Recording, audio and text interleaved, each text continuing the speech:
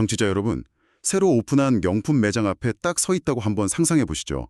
당장 저 문을 열고 들어가서 한정판 가방을 하나 딱 집어오지 않으면 나만 엄청난 기회를 놓치고 손해를 볼 것 같은 그런 기분.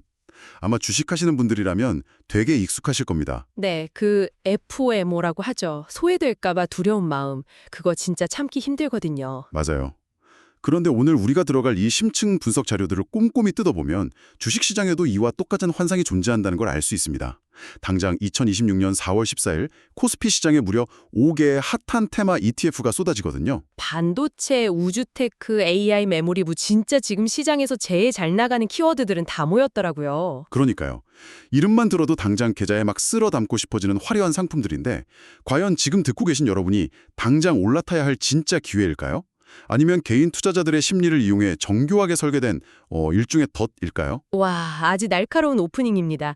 그 상품의 화려한 이름표를 뜯어보기 전에 오늘 이 분석을 듣고 계신 분들이 스스로에게 반드시 던져야 할 질문이 딱 하나 있습니다. 그게 뭔데요? 왜 하필 다른 때도 아닌 지금 딱 이 시점에 이 ETF들이 한꺼번에 쏟아져 나왔을까요? 왜 하필 지금인가? 듣고 보니 상당히 도발적인 질문이네요. 보통은 그냥 시장이 좋으니까 나오는 거 아닌가 생각하잖아요. 그렇죠. 뭘 사야 하냐고 물었더니 왜 사느냐고 되묻는 것처럼 들리시겠지만 이 질문에 대답할 수 없다면 여러분의 계좌는 결국 여의도의 자산운용사들을 배불리는 데 쓰일 뿐입니다. 그러니까 오늘 우리의 심층 분석 미션은 단순히 이 상품 좋습니다, 저 상품 수익률 기대됩니다 하고 카탈로그를 대신 읽어주는 게 절대 아니라는 거군요. 정확합니다. 오늘은 단순한 상품 소개를 완전히 넘어설 겁니다. 자산운용사들이 어떤 비즈니스 구조를 가지고 있는지 그 이면을 볼 거고요. 상장 전에 반드시 확인해야 할 주의사항, 그들의 숨겨진 의도, 그리고 이 5개 상품의 진짜 차이점이 무엇인지 아주 낱낱이 파헤쳐 보겠습니다. 좋습니다. 그럼 왜 지금인가 이 질문에 답하기 위해서 현재 시장이 도대체 얼마나 뜨겁게 달아올라 있는지 그 배경부터 좀 짚어봐야 할 것 같아요. 네, 지금 핵심 키워드 중 하나가 반도체와 AI 테마인데 이게 진짜 난리도 아니잖아요. 맞아요. 흔히 반도체를 미래산업의 쌀이나 스마트폰의 두뇌라고 부르면서 되게 필수적인 부품이라는 걸 강조하곤 하죠. 근데 지금 자료들을 엮어보면 이건 단순한 쌀이나 뇌의 수준이 아니더라고요. 그럼 어느 정도라고 보시나요? AI 시대에 접어들면서 HBM, 그러니까 고대역폭 메모리의 역할을 보면 이건 초고속 엘리베이터에 가깝습니다. 엔비디아의 핵심 GPU가 아무리 아인슈타인 뺨치는 천재적인 두뇌를 가졌다고 해도 그 천재뇌로 데이터를 빨리 안 날려주면 소용이 없단 짓이군요. 네네. 그 HBM이라는 초고속 엘리베이터가 방대한 데이터를 제때제때 날라주지 않으면 그 천재는 아무것도 계산하지 못하는 바보가 되는 거잖아요. 이야, 그 초고속 엘리베이터라는 비유가 현재 시장의 본질을 아주 정확히 꿰뚫고 있습니다. 데이터의 병목 현상을 해결하는 게 지금 AI 산업의 핵심이니까요. 그렇죠. 그래서 다들 HBM 하는 거고요. 그리고 흥미로운 점은 그 비유가 현재 시장의 재무제표 숫자로 명백하게 증명되고 있다는 겁니다. 단순한 미래에 대한 기대감이나 뜬구름 잡는 유행이 아니에요. 지금 시장을 지배하는 숫자를 한번 볼까요? 네, 숫자 중요하죠. 어떻게 나오나요? 일단 합산으로 500조 원을 넘길 거란 예측도 돌고 있죠. 와, 500조 원이요. 진짜 단위가 다르네요. 엄청나죠. 특히 SK하이닉스는 불과 1년 새 주가가 280% 이상 폭등했고 삼성전자도 125%가 올랐습니다. 말 그대로 역사상 유례를 찾기 힘든 역대급 슈퍼사이클의 한가운데 있는 겁니다. 아니 그럼 여기서 약간 당연한 의문이 하나 생기는데요. 네, 말씀하시죠. 시장에 이렇게 호황이고 실체 없는 테마도 아니고 실제 기업들의 영업이익 숫자가 증명해주고 있다면 더더욱 지금 당장 이 ETF들을 사야 하는 것 아닌가요? 물이 이렇게 거세게 들어오는데 노를 젓지 않으면 진짜 나만 바보가 되는 거잖아요. 5개나 동시에 나오면 일단 다 좋은 거 아니에요? 만약 우리가 우리들의 수익만을 진심으로 걱정해주는 자선단체와 거래하고 있다면 그 말이 맞을지도 모릅니다. 자선단체요? 에이, 금융시장에 그런 게 어디 있습니까? 그렇죠. 자산운용사는 자선단체가 아닙니다. 그들은 철저히 투자자들의 자금을 끌어모아서 보수, 즉 수수료를 받아 이윤을 남기는 거대한 비즈니스 조직이에요. 수수료 장사를 하는 곳이다. 네, 여기서 시장의 이면을 꿰뚫는 아주 뼈 때리는 조언을 하나 드리자면 ETF는 여러분이 사야 할 때 나오는 것이 아니라 철저히 팔릴 때 나온다는 겁니다. 운용사 입장에서는 철저히 팔릴 때 내놓는다. 그러니까 테마가 최고조에 달해서 대중의 관심이 엄청나게 쏠려 있을 때 바로 지금처럼 뉴스를 도배할 때 상품을 출시해야 돈을 벌기 쉽다는 뜻이군요. 그 메커니즘을 정확히 이해하셨네요. 대중의 관심이 높다는 건 역으로 말해서 관련 종목들의 주가가 이미 바닥에서부터 엄청나게 많이 올랐다는 뜻과 같습니다. 아, 이미 비싸진 상태라는 거네요. 맞습니다. 즉, 주가가 이미 고점 부근일 때 운용사들은 가장 적은 마케팅 비용으로 가장 쉽게 개인 투자자들의 자금을 모을 수 있어요. 게다가 높은 수수료도 챙길 수 있죠. 수수료 차이가 많이 나나요? 그럼요. 일반적인 코스피 200 지수를 추종하는 ETF는 보수가 연 0.006% 수준으로 거의 공짜에 가깝거든요. 하지만 이번에 나오는 화려한 이름의 테마형 ETF들은 최소 0.2%에서 최대 0.8%에 달하는 보수를 받습니다. 와, 0.8%면 진짜 엄청 비싼 거네요. 운용사 입장에서는 막대한 자금을 비싼 수수료로 굴릴 수 있는 완벽한 타이밍이 셈이죠. 투자의 절대 환급률이 남들이 관심 없을 때 조용히 사서 열광할 때 팔려는 것임을 생각하면 운용사의 완벽한 출시 타이밍은 투자자에게는 가장 위험한 상투잡기 타이밍일 수 있습니다. 이것이 바로 출시 타이밍의 역설입니다. 아, 운용사의 아주 합리적인 비즈니스 결정이 투자자에게는 반대로 구조적인 함정이 될 수 있다는 거군요. 그렇다면 이런 역설이 실제로 투자자들에게 엄청난 피해를 입혔던 과거의 사례가 혹시 있습니까? 이 대목에서 우리가 반드시 짚고 넘어가야 할 뼈아픈 역사가 하나 있습니다. 바로 2021년 10월입니다. 2021년 10월이면 그 유명한 메타버스 광풍 때 말씀하시는 거죠? 네. 당시 메타버스라는 단어만 스쳐도 주가가 막 폭등하던 시절이었죠. 2021년 10월 13일에 무려 4개의 거대 운용사가 동시에 메타버스 ETF를 시장에 쏟아냈습니다.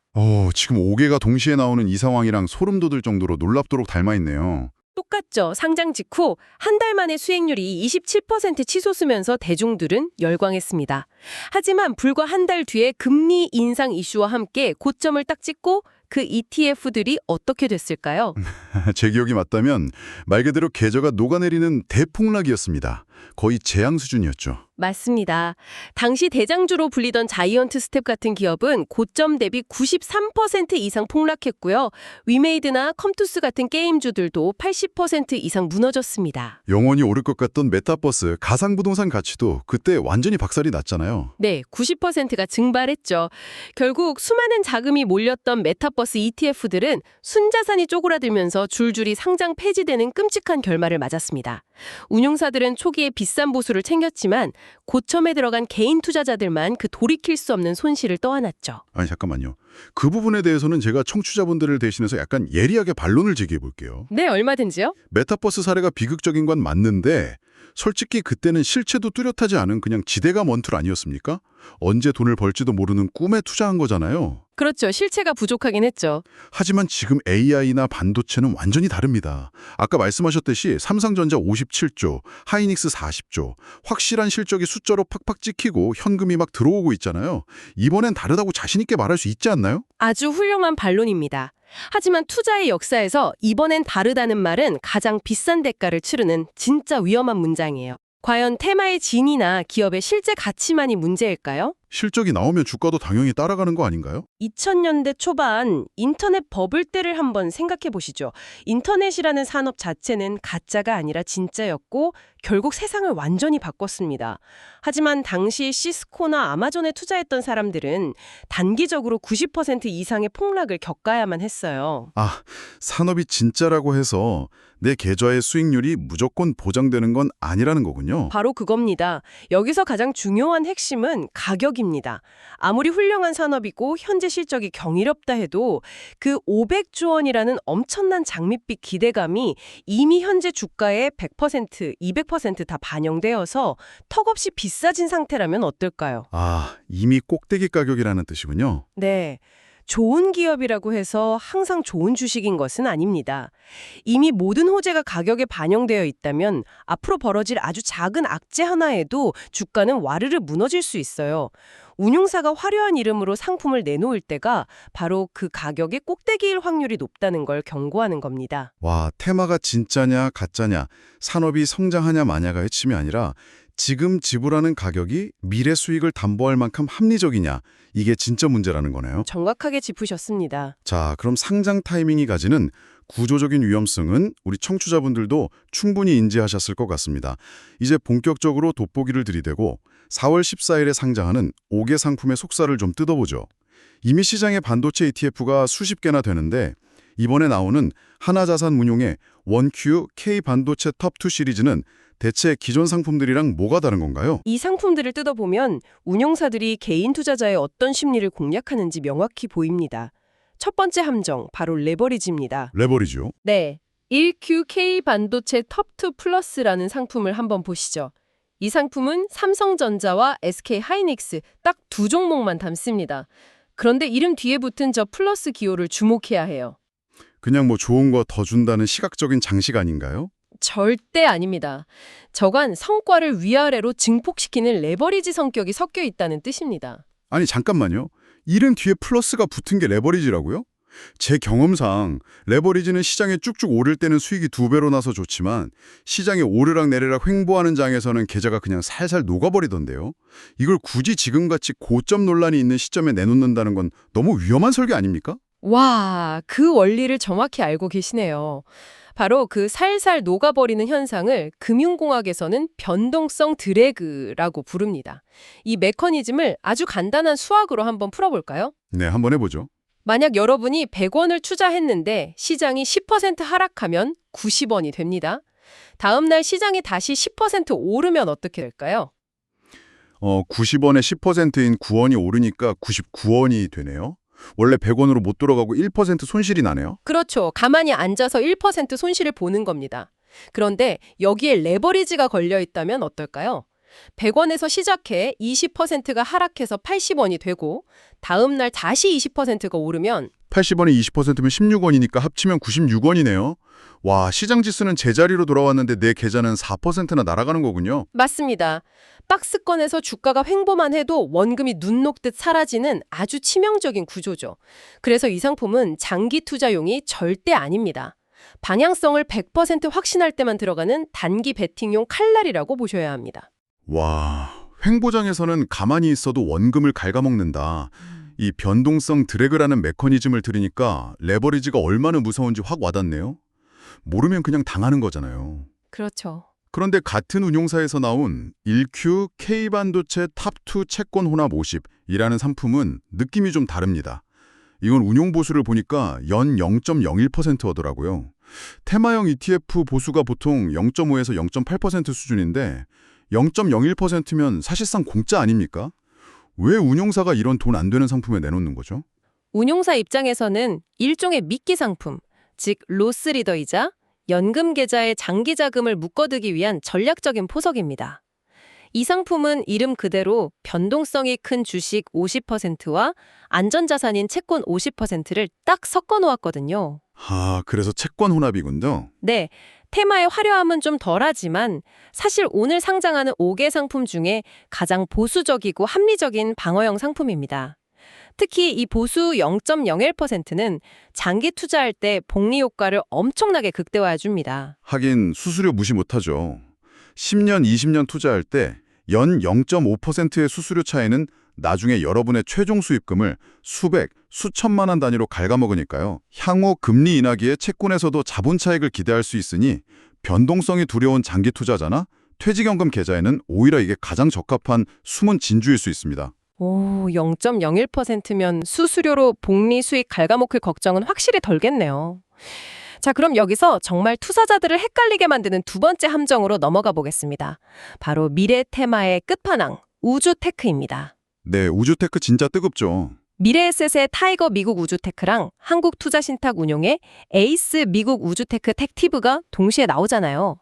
근데 여기서 제가 팩트체크를 하나 딱 해보겠습니다. 네, 해보시죠. 우주테크 산업의 핵심, 진짜 대체 불가한 1등 기업은 누가 뭐래도 일론 머스크의 스페이스X 아닙니까? 부인할 수 없는 사실이죠. 그런데 스페이스X는 아직 상장도 안 된 비상장 기업이에요.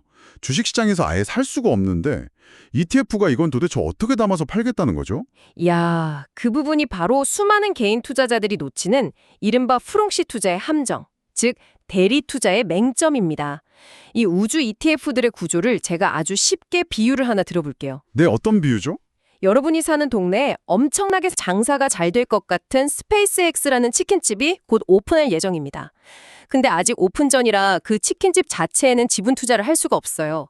그래서 아쉬운 대로 그 치킨집 주변에 있는 편의점이나 아니면 그 치킨집에 치킨모와 포장박스를 납품하는 영세한 업체들의 주식을 막 사모으는 격입니다. 치킨모 납품업체요? 와, 비유가 진짜 기가 막히네요. 치킨집이 대박 날 것 같으니까 주변 편의점을 산다. 그러니까 실제로 이 ETF들이 담고 있는 건 스페이스X가 아니라 로키드 마틴이나 보잉 같은 기존의 낡은 방산업체나 위성 부품 업체들이라는 거군요. 맞습니다. 그런데 여기서 발생하는 구조적인 문제가 뭘까요? 압도적인 시장 지배력을 가진 스페이스X라는 거대한 치킨집이 딱 오픈해서 시장을 장악하면 납품업체들의 이익률은 오히려 스페이스X의 단가 후려치기에 쥐어짜일 수 있습니다. 하청업체의 비애 같은 거네요? 그렇죠. 주변 편의점들도 결국 치킨집의 손님을 다 뺏길 수 있죠. 즉, 우주산업 전체가 쑥쑥 성장한다고 해서 이 ETF에 담긴 주변부 부품사들이 스페이스X만큼의 폭발적인 수익을 내줄 거라 기대하는 건 엄청난 착각일 수 있다는 겁니다. 와, 대리 투자의 함정. 진짜 무섭네요. 그럼 이 타이거랑 에이스 두 상품의 차이는 정확히 뭡니까? 보수와 운용 방식의 차이입니다. 타이거는 정해진 우주산업 관련 지수를 그대로 기계적으로 따르는 패시브 상품이고요. 보수가 0.49%입니다. 반면에 에이스는 펀드 매니저가 자신의 판단에 따라 종목 비중을 이리저리 조절하는 액티브 상품으로 보수가 0.89%로 훨씬 비싸죠. 액티브니까 매니저가 개입해서도 비싸군요. 네, 에이스의 숨은 의도는 나중에 스페이스X가 상장, 즉 IPO를 하면 펀드 매니저의 재량으로 지수 편입 전이라도 우리가 더 빨리 담아보겠다 이런 전략입니다. 아, 우리가 먼저 치킨집 지분을 사오겠다. 그렇죠. 하지만 그 상장 시점이 도대체 언제일지 모르는 상황에서 매년 0.80%의 비싼 수수료를 계속 떼인다면 장기적으로는 차라리 예측 가능하고 보수가 저렴한 타이거가 유리할 확률이 높습니다. 펀드 매니저의 내가 나중에 잘해줄게라는 약속만 믿고 매년 비싼 수수료를 낼 거냐 아니면 그냥 기계적으로 싼 수수료를 낼 거냐의 선택이군요. 맞습니다. 자, 이제 마지막 세 번째 함정이 숨어있는 5번째 상품입니다. 삼성자산운용의 코액트 글로벌 AI 메모리 반도체 액티브. 와, 이름만 보면 진짜 최고급 단어는 다 들어갔어요. HBM 같은 AI 메모리에 집중한다니까 테마도 완벽해 보이고요. 테마 자체는 의심할 여지 없이 훌륭합니다. 산업의 정중앙을 관통하고 있죠. 하지만 우리가 수익률이나 저 화려한 이름표 너머의 이면을 딱 볼 때 아주 치명적이고 물리적인 약점이 하나 숨어 있습니다. 물리적인 약점이요? 그게 뭔데요? 바로 ETF의 뼈대가 되는 신탁 원본액, 즉 펀드의 초기 자금 규모입니다. 이 상품은 초기 자금이 80억 원으로 시작합니다. 80억 원이요? 뭐 80억이면 큰돈 같긴 한데 아까 타이거 우주테크는 초기 자금이 300원이라고 하셨잖아요. 그거랑 비교해보면 한참 적은 규모 아닌가요? 있는 상장 폐지 메커니즘이 숨어 있어요. 네, 상장 폐지요. 규정상 ETF는 순자산 규모가 50억 원 밑으로 떨어져서 그 상태가 한 달 이상 지속되면 시장에서 강제로 상장 폐지 절차를 밟게 됩니다. 시작이 80억 원이라는 건 하한선인 50억 원까지 불과 30억 원의 여유밖에 없다는 뜻이에요. 30억만 빠져나가면 끝나는 거네요. 그렇죠. 만약 초기 흥행에 실패하거나 AI 반도체 사이클이 잠시 주춤해서 투자자들이 돈을 쫙 빼면 순식간에 50억 원 밑으로 추락할 수 있습니다. 아니 그럼 상장 폐지되면 내 주식이 아예 휴지 조각이 되는 겁니까? 기업이 부도가 나서 상장 폐지되는 일반 주식과는 조금 다릅니다. 원금이 아예 영원이 되는 건 아니에요. 운용사가 보유한 주식을 다 팔아서 남은 현금을 투자자들에게 돌려주기는 합니다. 휴, 그나마 다행이네요. 근데 다행이 아닙니다. 여기서 발생하는 진짜 끔찍한 문제가 뭔지 아십니까? 펀드 규모가 쪼그라들어서 상장 폐지 조건에 몰린다는 건 주식시장이 폭락해서 모든 주가가 가장 밑바닥에 처박혀 있을 때라는 뜻입니다. 헉, 설마? 여러분은 나는 AI 반도체 미래를 믿으니까 3년이든 5년이든 버티겠다라고 굳게 다짐해도 ETF가 강제로 청산되면서 가장 싼 바닥 가격에 내 주식을 강제로 팔고 현금으로 돌려받게 됩니다. 와, 내 의지와 상관없이 바닥에서 손실을 강제로 확정지어버리는 거네요? 최악인데요? 맞습니다. 테마가 아무리 화려해도 유동성 리스크가 주는 이 살벌한 현실을 반드시 직시하셔야 합니다. 와, 진짜 이름표는 최첨단 AI 반도체인데 덩치가 너무 작아서 시장이 조금만 흔들려도 바닥에서 강제로 내동댕이 쳐질 수 있다는 거군요. 이거 진짜 상장 설명서의 그 작은 글씨들을 꼼꼼히 안 보면 절대 모를 구조적 리스크네요. 모르면 그냥 당하는 거죠. 좋습니다. 지금까지 레버리지의 변동성 트랙, 우주테크의 대리 투자 리스크, 그리고 소규모 펀드의 강제 청산 리스크까지 5개 상품의 특징과 함정을 싹 다 파악했습니다. 여기서 이 방송을 듣고 계신 분들을 위한 가장 실전적인 행동 지침을 하나 구해보겠습니다. 당장 4월 14일 장이 열리는 아침 9시에 우리 투자자들은 어떻게 행동해야 합니까? 오픈런 하듯이 시초가에 뛰어들어서 막 담아야 할까요? 이 대목에서 제가 베테랑 펀드 매니저의 시선으로 가장 강력하게 브레이크를 걸어드리겠습니다. 여러분의 계절을 지키고 싶다면 절대 무슨 일이 있어도 상장 당일에 달려들지 마십시오. 아예 사지 말라고요? 네. 시장에서 산전수전 다 겪은 스마트머니들이 철칙으로 삼는 3개월 관망 법칙을 제안합니다. 좋은 ETF는 당일 아침에만 살 수 있는 한정판 스니커즈가 절대 아닙니다. 3개월 관망이요? 하지만 눈앞에서 주가가 1%, 2%막 치솟으면 당장 안 사면 영영 못 살 것 같은 그 불안감이 들잖아요. 근데 왜 하필 3개월입니까? 세 가지 명확한 이유가 있습니다. 첫째, 상장 직후에는 초기의 과도한 기대감과 유동성 공급자, 즉 AP의 호가 조정이 겹치면서 이유 없는 변동성이 극심하게 발생합니다. 이때 휩쓸리면 진짜 비싼 가격에 물리게 됩니다. 윗골이 물리는 거군요. 둘째는요? 둘째, 테마의 열기가 딱 식은 뒤에도 실제 자금, 즉 순자산이 계속 유입되는지 아니면 아까 말씀드린 50억 원 밑으로 쪼그라들고 있는지 지켜볼 시간이 필요합니다. 청산 리스크를 확인해야 하니까요. 마지막 셋째는요? 마지막 셋째는요, 이 기간 동안 자신의 계좌를 좀 객관적으로 점검해야 합니다. 여러분의 계좌에 이미 국민 주식인 삼성전자나 SK하이닉스가 있지 않습니까? 하긴 반도체 없는 사람 잘 없죠? 코스피 지수의 30%가 이미 저 두 종목인데 거기에 굳이 비싼 수수료를 주고 반도체 ETF를 또 사서 중복 투자를 할 필요가 있는지 아주 냉정하게 따져보라는 겁니다. 이 세 가지를 모두 확인하고 3개월 뒤에 차분히 들어가도 진짜 수익을 낼 기회는 절대 여러분을 배신하고 사라지지 않습니다. 자, 오늘 우리가 나눈 심층불석의 핵심을 아주 깔끔하게 정리해 보겠습니다. 반도체와 우주테크라는 가슴 뛰는 엄청난 미래 산업, 그 화려한 무대 뒤에는 자산 운용사의 철저한 수익 극대화 논리가 숨어 있었습니다. 이미 가격이 잔뜩 오른 고점 부근에 높은 보수를 딱 숨기고 상품이 출시된다는 타이밍의 역설. 네, 아주 중요한 포인트죠. 그리고 레버리지가 횡보장에서 원금을 갉아먹는 변동성 드래그. 스페이스X 대신 엉뚱한 부품업체를 담아야 하는 프록시 투자의 맹점. 마지막으로 초기 자산 규모가 작아서 바닥에서 강제 청산당할 수 있는 유동성 리스크까지. 테마의 화려함에 가려져 있던 구조적 함정들을 저희가 아주 깊숙이 파헤쳐봤습니다. 투자의 세계에서 여러분이 소중한 자산을 잃지 않기 위해 평생 기억해야 할 문장이 딱 하나 있습니다. 상품은 운용사가 팔기 가장 좋을 때 나오지만 그들이 팔기 좋을 때가 반드시 여러분이 사야 할 때는 아닙니다. 시장의 뜨거운 분위기나 운용사의 공격적인 마케팅에 막 휩쓸리지 말고 스스로 구조를 의심하고 투자 타이밍에 대한 주도권을 가져야만 여러분의 계좌를 지켜낼 수 있습니다. 네, 오늘 우리는 그 뜨거운 테마 뒤에 숨겨진 매우 차갑고 냉혹한 시장의 메커니즘을 두 눈으로 똑똑히 확인했습니다.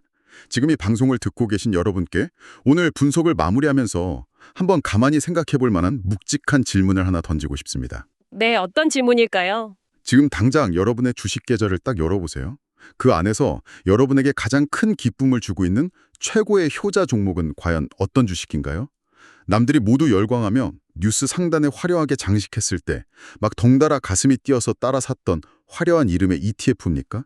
아니면 남들이 거들떠보지도 않을 때 시장의 공포 속에서 여러분 스스로 비즈니스 구조를 분석하고 확신을 가져서 조용히 담아뒀던 기업입니까? 아, 진짜 생각할 거리를 많이 던져주네요. 네, 진짜 여러분의 인생을 바꿀 만한 큰 수익은 시장의 왁자지껄한 환호성 속에서 탄생하는 것이 아니라 어쩌면 모두가 외면하는 깊은 침묵 속에서 조용히 자라나는 것 아닐까요? 이 묵직한 화두를 남겨드리며 오늘의 심층 분석을 마치겠습니다. 여러분의 흔들림 없는 현명한 투자를 저희가 진심으로 응원합니다. 오늘 나눈 이야기가 여러분에게 생각할 거리를 주었다면 긍정적인 피드백을 남겨주세요. 더 듣고 싶은 주제가 있다면 여러분들의 의견을 알려주세요. 여러분의 피드백은 다음 이야기를 준비하는 데 큰 도움이 될 겁니다. 다음 이야기들을 놓치지 않으려면 구독과 알림을 설정하세요. 여러분의 선택 하나하나가 여러분의 삶을 만들 겁니다.